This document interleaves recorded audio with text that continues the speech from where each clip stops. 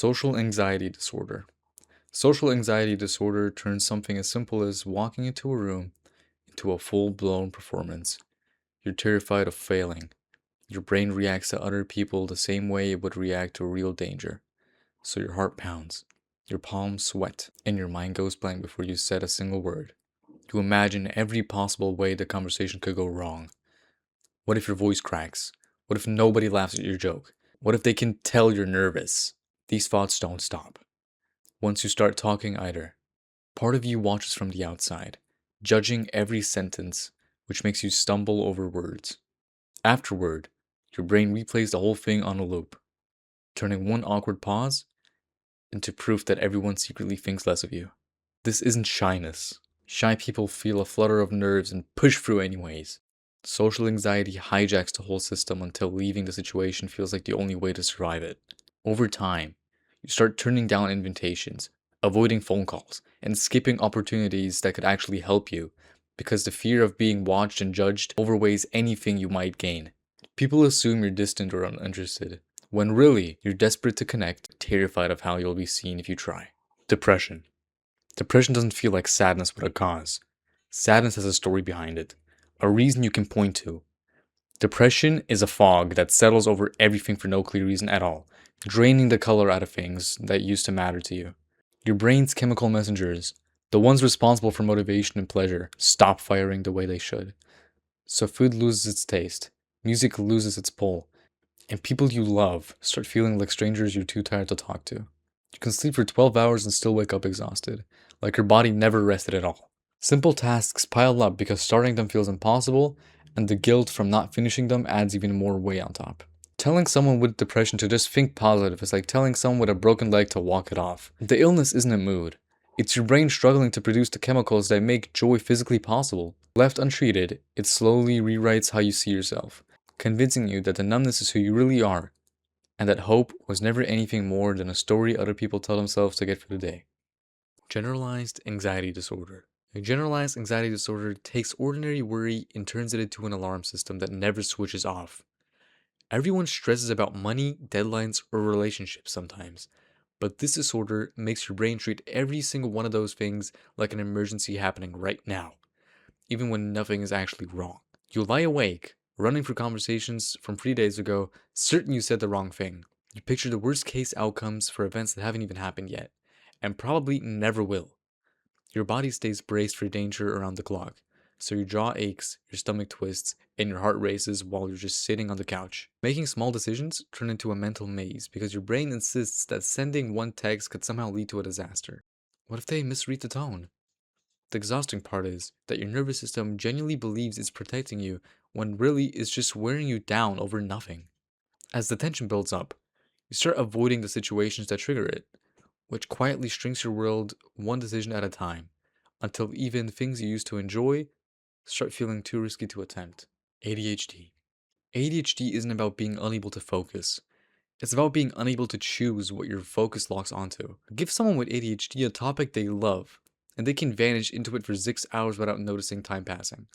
Give them a boring form to fill out, and it can feel almost physically painful to start. The brain prefrontal cortex, the part responsible for planning and self control, develops differently, which creates a gap between waiting to do something and actually being able to make yourself do it. You forget appointments, not because you don't care, but because your brain doesn't reward follow through the way other brains do. You interrupt people mid sentence, not out of rudeness, but because the thought feels urgent enough that it has to come out right now or it'll disappear.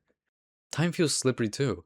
10 minutes can feel like 60, and 60 can vanish into what feels like 10, so deadlines seem to sneak up out of nowhere.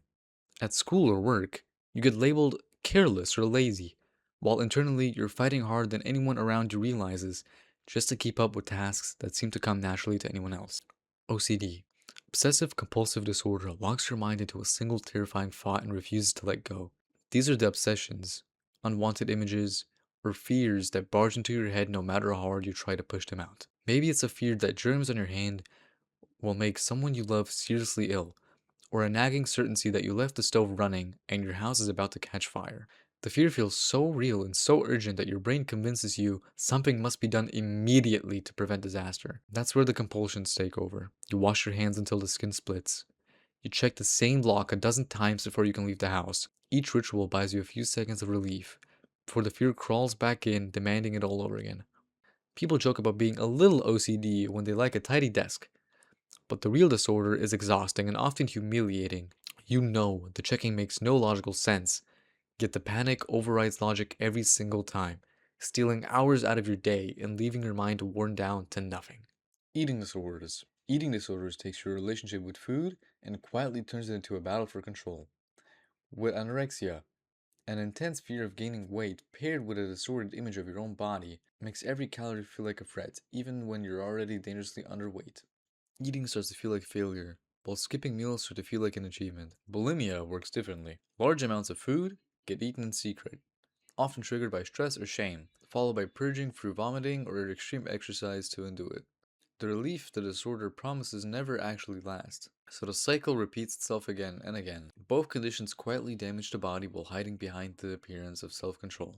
Hair thins out, the heart weakens, and bones grow brittle.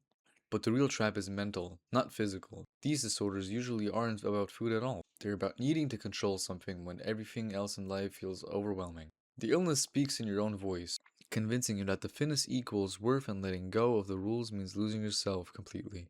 Which is exactly why recovery can feel like giving up one thing that seems to be holding you together.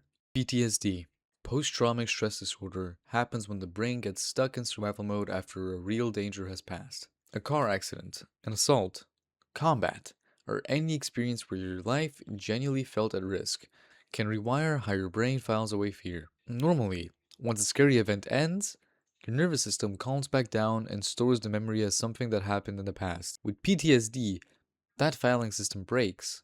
The memory doesn't feel like the past. It feels like it's happening again, right now. Sometimes triggered by nothing more than a smell, a sound, or a stranger tone of voice. Flashbacks can pull you completely out of present moment, while nightmares make even sleep unsafe. Your body stays on high alert, scanning every room for exits, because some part of your brain still believes danger could strike again any second. Ordinary life starts to shrink around the edges, as certain streets, songs, or crowds become impossible to face without your whole body reacting. People assume you should just move on, but the trauma isn't a memory you can simply choose to stop thinking about. It's a nervous system that never fully got the message that danger is over. Panic disorder. Panic disorder hits without warning, and that unpredictability is exactly what makes it so terrifying. One moment you're fine, standing in line at the store or sitting at your desk, and the next, your heart is slamming, your chest feels tight, and you're convinced something is seriously wrong with your body. Some people are certain they're having a heart attack. Others feel like the room is tilting, or that they're about to lose control completely in front of everyone watching. The attack usually peaks within minutes, but those minutes can feel endless, and the fear doesn't end when the physical symptoms fade. Instead, a new fear takes its place, the fear of having another one. That fear alone is often enough to trigger the next attack, creating a loop that's brutally hard to break.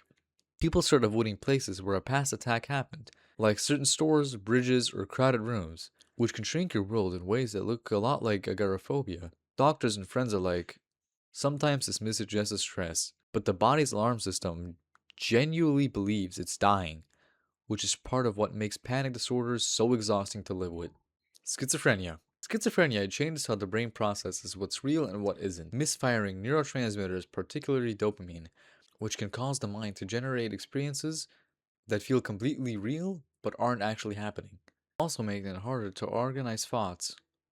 Positive symptoms add things that shouldn't be there, like hearing voices that comment on your every move, or believing with total certainty that you're being followed or controlled by outside forces. These aren't choices or a wild imagination. The brain genuinely perceives them as real, the same way you perceive the room around you right now. Negative symptoms take things away instead.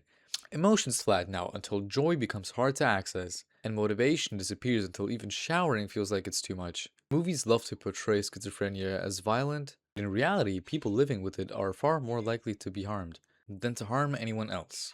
The real struggle is internal, the disorienting terror of not being able to trust your own senses, of knowing which voice in your head belongs to you and which one doesn't. With treatment, many people manage the symptoms and build stable lives, but the stigma around the disorder often does as much damage as the illness itself. Dissoactive identity disorder. Dissoactive identity disorder develops as a survival response to trauma so severe that a child's mind has no other way to cope with it. When the abuse is more than a young brain can process in one piece, it protects itself by splitting the experience into separate components, each holding a different set of memories, emotions, or roles that the main identity can't handle alone. These aren't imaginary friends, and they aren't a performance. They're distinct parts of one human's mind, sometimes with different ages, different mannerisms, and different ways of seeing the world entirely. Switching between them can happen without any warning at all, leaving you standing somewhere with no memory of how you got there. Friends bring up conversations you don't remember having. Your handwriting looks different on different days. You find options or skills in yourself that feel completely unfamiliar. Some parts carry anger, so the rest of the system doesn't have to. Others stay childlike, frozen at the age the trauma happened.